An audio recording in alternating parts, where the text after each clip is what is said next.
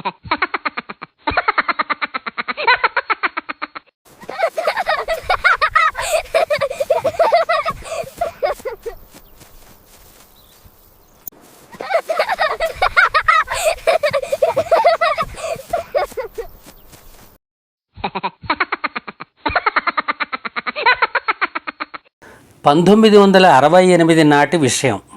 అప్పుడు నేను 6వ తరగతి. మా క్లాస్ టీచర్ పేరు బర్రెల వీరాస్వామి గారు. చాలా మంచివారు. మా అందరినీ ఆప్యాయంగా గాడుదుల్లారా అని తిట్టేవాడు. ఆయనే మాకు ఇంగ్లీషు, లెక్కలు, సోషలు చెప్పేవారు.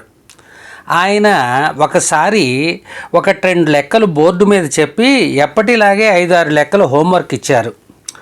అందరూ అన్ని లెక్కలు బాగానే చేశారు, కానీ చివరి లెక్క ఎవరికీ కుదరలేదు.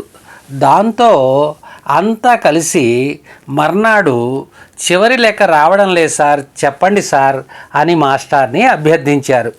వారు ఎప్పటిలాగే ముద్దుగా గాడుదుల్లారా ఏముందిరా అదో పెద్ద లెక్క అని శుద్ధముక్క తీసుకుని నల్లబల్ల దగ్గరకు నడిచారు ఠీవిగా.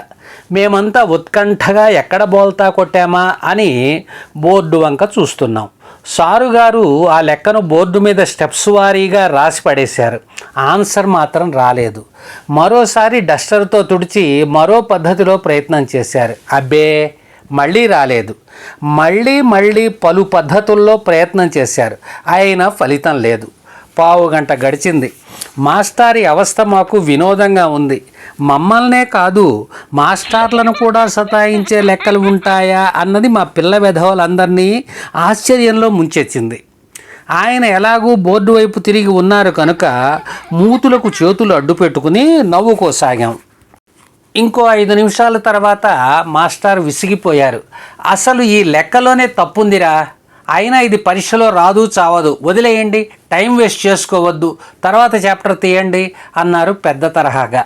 అయినా వారి ముఖంలో కాంతి లేదు. ఎప్పటిలా కనిపించే ప్రసన్నత కనిపించలేదు.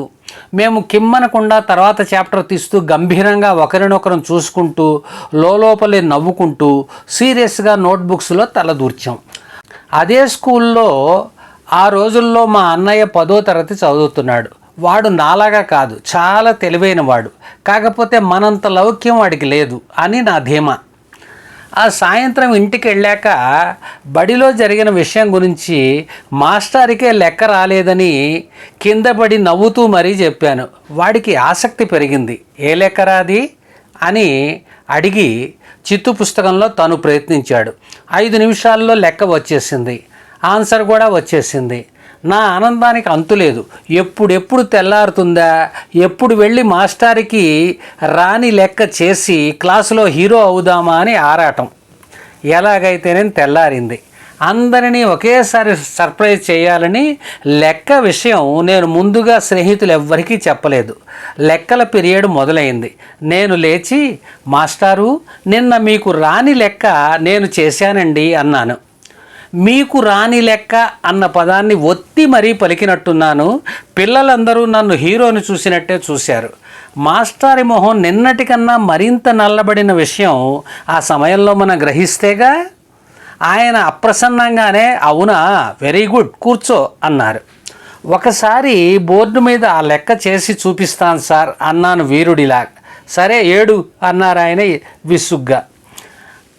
బోర్డు మీద శుద్ధముక్కతో లెక్కని వివరంగా చేసి తరగతిలో అందరినీ చూస్తూ కాలర్ ఎగరేశాను. పిల్లలంతా చప్పట్లు కొట్టారు. మాస్టారు నువ్వు సొంతంగా చేసావా, ఎవరైనా చెప్పారా అన్నారు. మా అన్న ప్రసాద్ చెప్పాడు సార్ అన్నాను. ఓ ఆగాడిద చేశాడా, నిజమేరా, వాడు గట్టి పిండం అన్నారు నవ్వుతూ. నిజానికి మా ప్రసాద్ కూడా 6వ తరగతి ఆయన దగ్గర చదువుకున్నోడే. నేను విజయగర్వంతో తిరిగి నా బెంచీకి వస్తుంటే అనూహ్యంగా ఒక పెద్ద బాంబు వేశారు సారు. ఒరే గాడిది, నేను వదిలేయి అని చెప్పిన లెక్కను నువ్వెందుకు ట్రై చేసావు? అంతేకాక ఆ పెద్దగాడిద టైం వేస్ట్ చేసి వాడితో ఎందుకు చేయించావు? అక్కడితో ఆగావా అంటే లేదు. ఇవాళ నా టైము, నా క్లాస్ టైము మొత్తం అరగంట వృధా చేసావు. నా మొహం మాడిపోయింది. భయంతో వెన్ను వణికింది.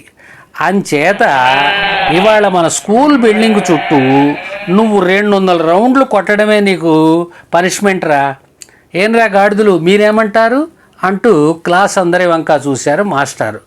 ఈ పనిష్మెంట్ సూపర్ సార్ అన్నారు నేనంటే గిట్టని కొందరు. క్లాసు డిసిప్లిన్ ఇలాంటి వాళ్ళ వల్లనే దెబ్బతింటుంది సార్ అన్నాడు ఆ వయసుకే బతకనేర్చిన ఒకడు. 50 ఏళ్ళైనా ఈ విషయం గుర్తొస్తే పడుతూ లేస్తూ నేను రౌండ్లు కొట్టింది అవమానకరంగా కనిపిస్తుంది. నా మిత్రులంతా శత్రువులైపోయి నన్ను చూసి నవ్వుతున్నట్లు ఊహించుకుంటుంటే ఆ పసి వయసులోనే నా గుండె కలుక్కుమనేది. తప్పు చేసి శిక్ష పొందితే బాధ లేదు, రైట్ చేసి శిక్ష పొందటం విచిత్రంగానే తోచేది. నా పిల్ల చేష్టలతో మాస్టర్ని అవమానించానన్న ఎరుక అప్పట్లో 10 ఏళ్ల పిల్లాడికి ఉండదు కదండి. మాస్టర్ కూడా ఆ రోజున మాత్రమే నాతో అలా కటువుగా వ్యవహరించారు తప్ప ఆ తర్వాత ఎప్పుడూ నన్ను ఇబ్బంది పెట్టలేదు. ఎప్పటిలేక చనువుగా గాడిది అంటూ ఆదరించారు, ఆశీర్వదించారు.